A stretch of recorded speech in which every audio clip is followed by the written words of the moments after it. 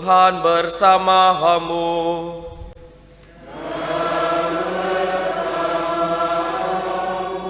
Inilah Injil suci menurut Lukas.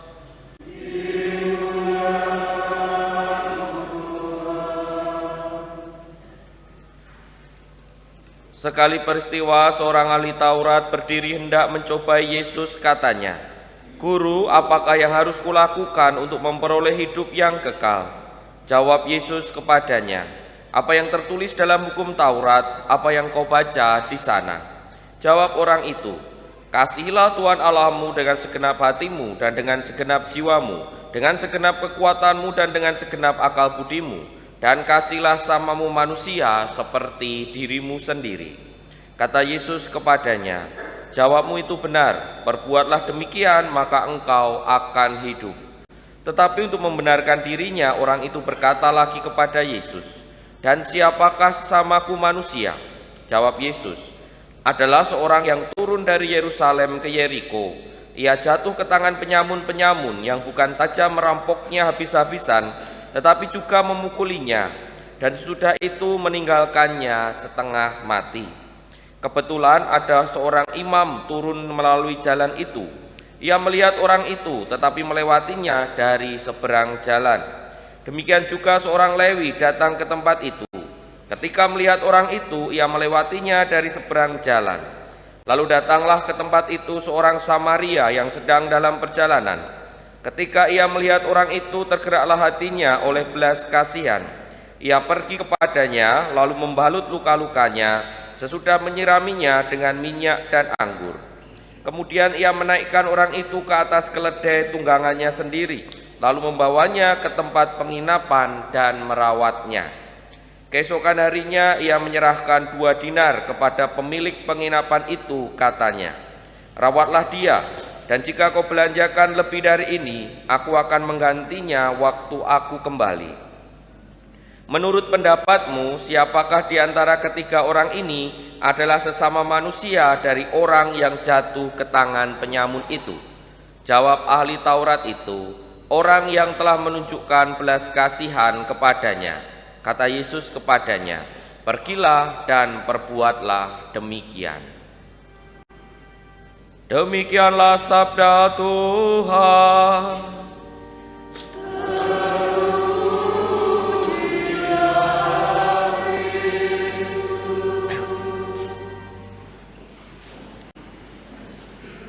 Suster, bruder, Bapak, Ibu, dan saudara-saudari yang terkasih dalam Tuhan, bacaan Injil hari ini mengisahkan soal orang Samaria yang baik hati, yang tentu saja sudah sangat kita kenal kisahnya, di mana sebenarnya kisah itu diceritakan oleh Yesus untuk menjawab pertanyaan ahli Taurat yang ingin memperoleh hidup kekal.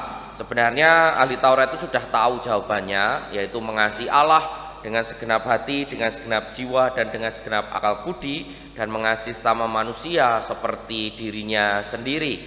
Tetapi kemudian dia bertanya, siapakah sesama manusia itu?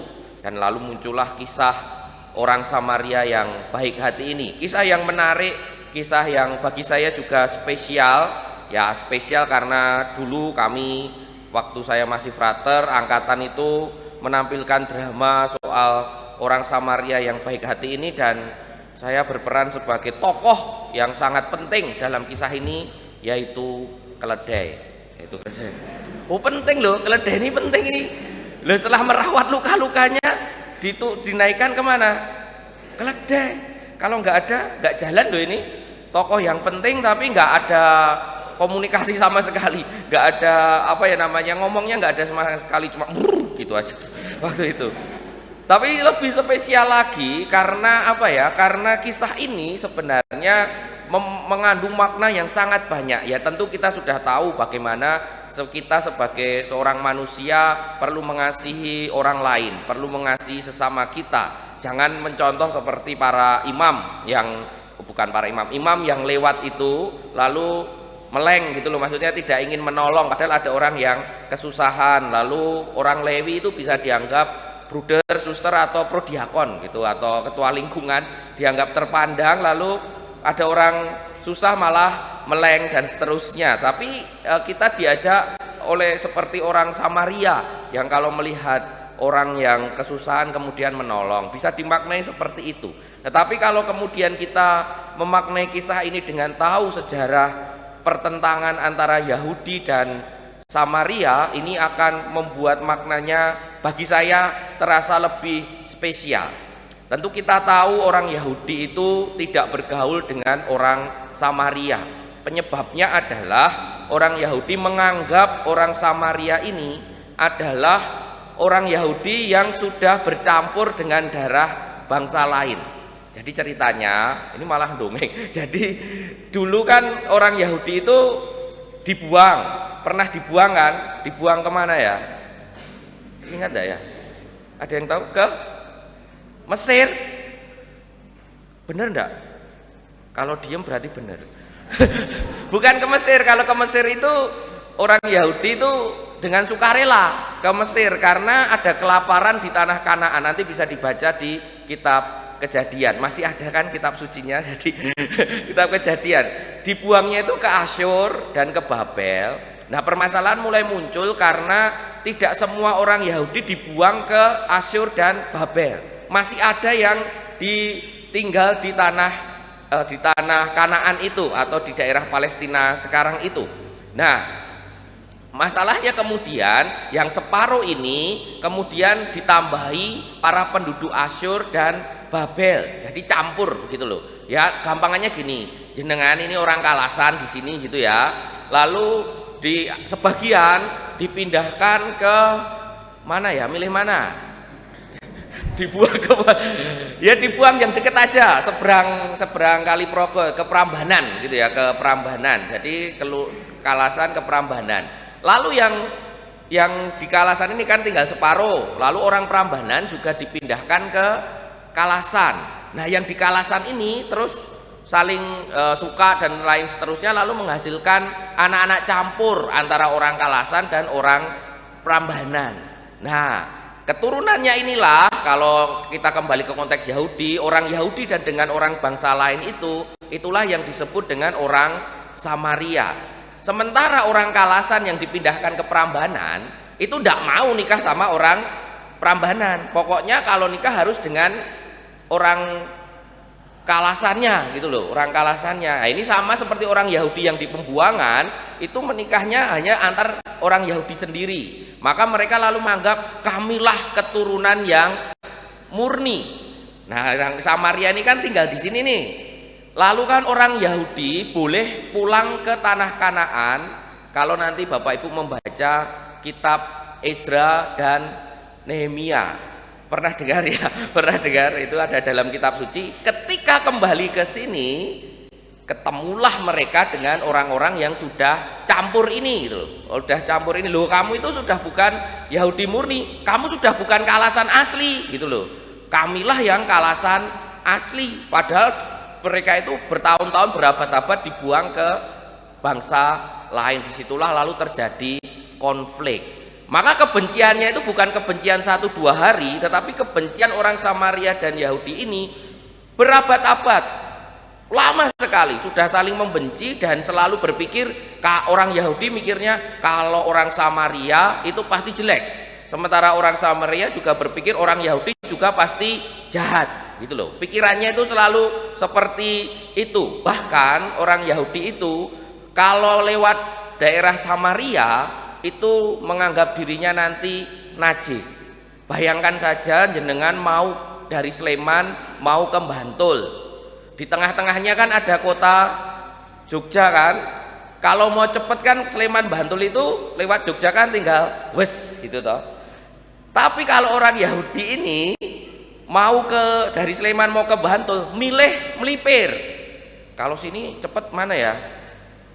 Ya ke Semarang dulu, ya katoan, maksudnya melipir itu ke sini Piungan, lalu Pleret, pokoknya tidak lewat Jogja atau lewat sana Kulon Progo dan seterusnya bisa. Nah, ini sama orang Yahudi kalau mau misalnya dia dari Galilea mau ke Yudea lewat Samaria, dia milih melipir daripada lewat daerah Samaria yang membuat dirinya najis. Kebenciannya itu sampai seperti itu. Ketidaksukaannya itu sampai seperti itu. Pokoknya orang Samaria itu jahat. Orang Samaria juga mikir pokoknya orang Yahudi itu jahat. Nah, kisah orang Samaria yang baik hati ini kalau mau direnungkan itu sebenarnya juga mengingatkan kita agar kita tidak memupuk kebencian yang mendalam, sehingga kemudian melihat seseorang, melihat sesuatu, melihat kelompok orang kemudian mengatakan kalau orang ini, kalau kelompok ini pasti jelek, pasti jahat. Jadi apapun yang dilakukan kemudian jelek. Tentu ini hal-hal yang perlu kita hindari. Yesus mengingatkan kita agar kita tidak memupuk kebencian seperti itu, sehingga kemudian memberikan cap kepada orang-orang di sekitar kita atau kelompok orang di sekitar kita. Kisah orang Samaria yang baik hati memang dengan mudah dapat kita maknai, berarti kita harus menolong dan seterusnya. Iya, benar. Tetapi ada hal lain untuk mengasihi orang itu, kita tidak kemudian mudah memberi cap jelek, memandang orang itu segalanya jelek. Tetapi kita bisa kemudian secara objektif memandang bahwa ada orang yang baik pula, orang yang ada kebaikan pula pada orang yang mungkin tidak kita sukai, yang mungkin pernah menyakiti hati kita. Memang tidak mudah apa yang diinginkan oleh Yesus ini. Saya tidak mengatakan ini mudah ya, tetapi inilah yang diinginkan oleh Yesus. Memang tidak mudah, mau saya katakan. Memang sabda Yesus itu kan tidak pernah mudah. Ditampar pipi kiri, berikan pipi kanan. Padahal kita sebagai manusia pengennya menampar kanan kiri kalau ditampar pipi kiri. Kepada musuh Yesus minta apa? Kita mendoakan. Padahal kita kalau pada orang yang tidak kita sukai mungkin mendoakan, tapi mendoakannya semoga segera bersatu dengan diriku sendiri, misalnya gitu. Dongake yang jelek, begitu loh maksudnya. Kadang-kala kan terjadi juga dalam hidup kita. Sementara perintah Kristus selalu melampaui kemanusiaan kita. Dan dalam konteks orang Samaria yang baik hati ini, saya mengajak Bapak Ibu, bruder, suster, dan saudara-saudari yang terkasih, kita berupaya untuk tidak memasang cap jelek kepada orang-orang di sekitar kita atau kelompok orang di sekitar kita. Jangan sampai kita jatuh kepada sikap kalau orang ini, kalau kelompok ini, atau kalau ini mereka itu pasti jelek, pasti jahat, dan kemudian kita tidak bisa berpikir positif kepada mereka. Mari mengasihi tanpa batas. Kita mulai dengan mengolah pikiran kita agar tidak memandang orang-orang sekitar kita atau kelompok orang sekitar kita sepenuhnya jelek, karena pasti mempunyai kebaikan pula.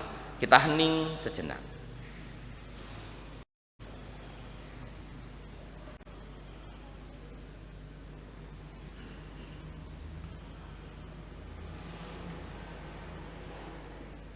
Kemuliaan kepada Bapa dan Putra dan Roh Kudus, seperti pada permulaan, sekarang, selalu, dan sepanjang segala abad.